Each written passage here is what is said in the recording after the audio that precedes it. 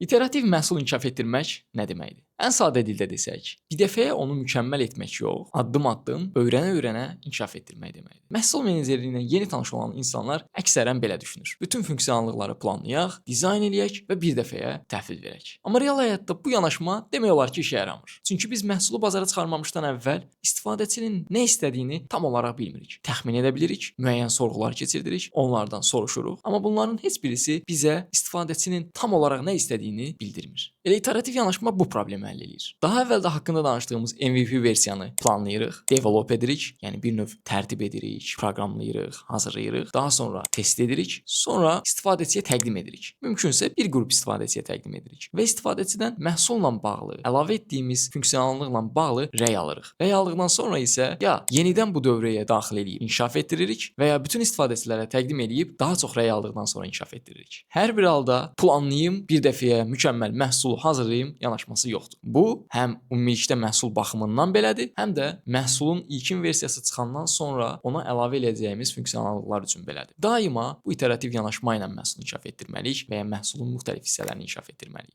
Əgər sizin də xəyalınızda bir məhsul varsa və bir gün mükəmməl versiyasını planlayacağınızı düşünürsünüzsə, ondan sonra tərtib etmə mərhələsində başlamağı planlayırsınızsa, bilin ki, iterativ yanaşma deyir ki, yanılırsınız. Tam əksinə, sürətlə başla, öyrən və davamlı inkişaf etdir. Növbəti videolarda görüşənədək.